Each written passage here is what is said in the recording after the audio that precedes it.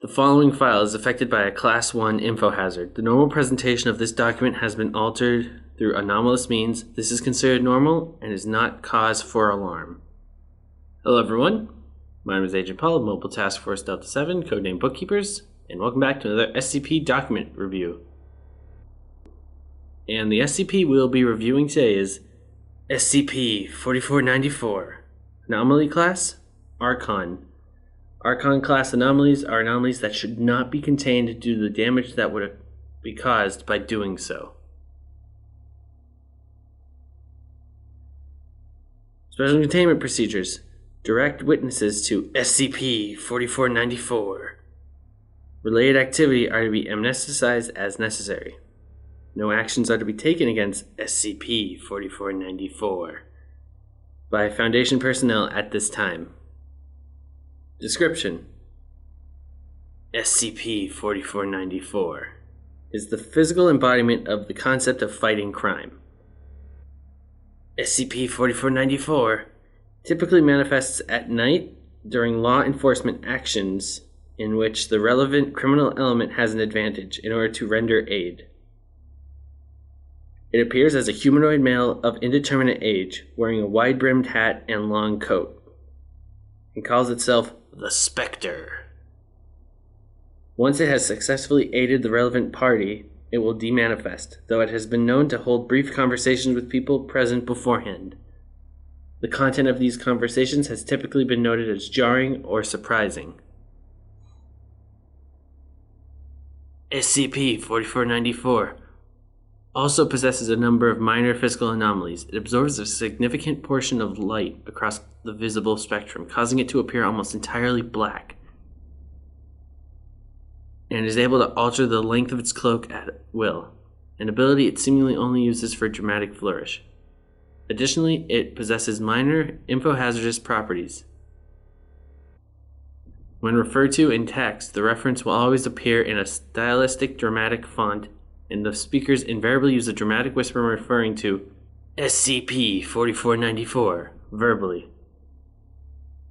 Should SCP-4494 be prevented from successfully aiding the group that triggered its manifestation, the entire concept of attempting to prevent illegal activity begins to break down. This occurs in an ever-expanding area around SCP-4494, the size of which increases at a rate of approximately 100 kilometers per hour. People within this area no longer conceptualize the belief that crime is something which should be stopped, leading to the immediate cessation of all civilian, local, and governmental law enforcement activity by affected people.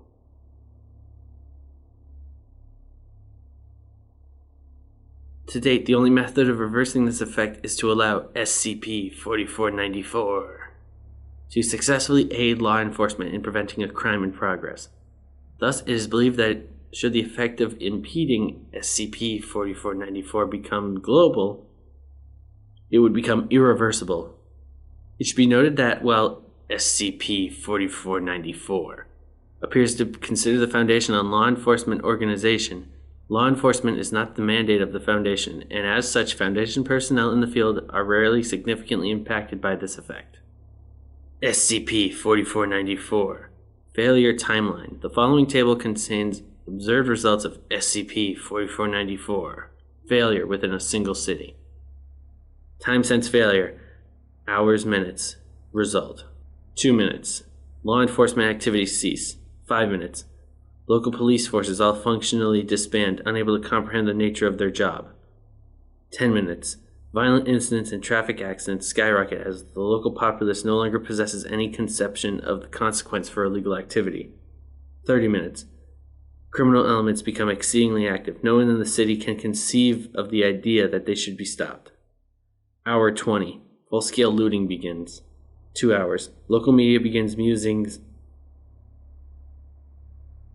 2 hours. Local media begins musing on the events, unable to conceptualize what has changed that has led to the current situation. SCP-4494 failure has not been allowed to continue beyond this point to date. Addendum: the following is a transcript of a typical SCP-4494 encounter by Foundation personnel. To date, 7 such encounters have occurred outside of the initial attempts at containment. Event transcript. Notes. MTF Sigma 12, Mary's Little Lambs, was engaged in a raid on a facility believed to manufacturing and distributing an anomalous narcotic known as warp. They were pinned down when the occupants of the facility unexpectedly began using anomalous weaponry. The team consists of 5 members. Transcript begins. Barriers is down. Take cover. A beam of white energy silently dematerializes a section of the crate Holtz is hiding behind. Where the... did they get those things? We're meant to be dealing with low-level drug runners here. Who cares? Just take them out. Allard peeks around the vehicle being used for cover and fires a number of shots. Audio recorders pick up a cry of pain suggesting a hit. 2 white beams of energy strike the area, dematerializing Allard and the vehicle. Allard is down. We need to... A white beam of energy hits Cranston, dematerializing her. A thick fog begins to coalesce on the ground and begins quickly filling the facility. Redacted. Samper, we need to retreat. We're 3 down and they've developed some kind of gas weapon. Criminals, evildoers. Semper's helmet catches a flash of movement as something appears to drop from the ceiling rafters to the ground with a thud. Denizens of the night, your time has come, for now you face. The sound of impacts, followed by the muffled cries of pain, can be heard in the distance. The Specter! Unknown voice. What the... is that? Take it out, take it. A gurgled cry is heard. What the hell is this now? Who's this Specter? Guy, wait, what the... We've got a secondary anomaly on the scene. Wait, I think I've been briefed on this thing. It's... Fear not, agents of justice, aid is at hand. The fog rapidly dissipates. A black figure can be seen in this distance, engaging 3 hostiles in hand-to-hand combat. Whatever. Seems like it's on our side. Let's get the job done. A brief firefight ensues. The surviving members of MTF Sigma 12 are able to successfully use the distraction caused by SCP-4494 to re-engage the hostiles. Repeated sounds of impacts followed by cries of pain along with a number of gunshots from mundane firearms are detected from the direction of SCP-4494. After approximately 40 seconds, all hostiles are neutralized. Justice is served. The streets will no longer be plagued by these devils and their foul poisons. Hey, we're going to need you to come. Samper grabs Holtz by the arm and curtly shakes his head. Thank you, we couldn't have done this without you. Oh yeah, don't worry about it. Someone's got to help deal with these guys. You know what I'm saying? Yeah. A brief silence. So when you aren't here, doing your thing, what do you do? Oh, watch TV, browse the internet. Sometimes just play some video games. Video games? Aren't you like the embodiment of justice or something? Yeah, and as the embodiment of justice, let me tell you, that new Spider-Man game? Good stuff. You played it? No, we don't really have much time for video games. That's a shame. Justice loves video games, you hear? I see. Well, thank you for your help, I guess. SCP-4494 coughs. Worry not. Whenever darkness crawls, wherever injustice seeks to prevail, those who serve good will always have an ally in the Specter.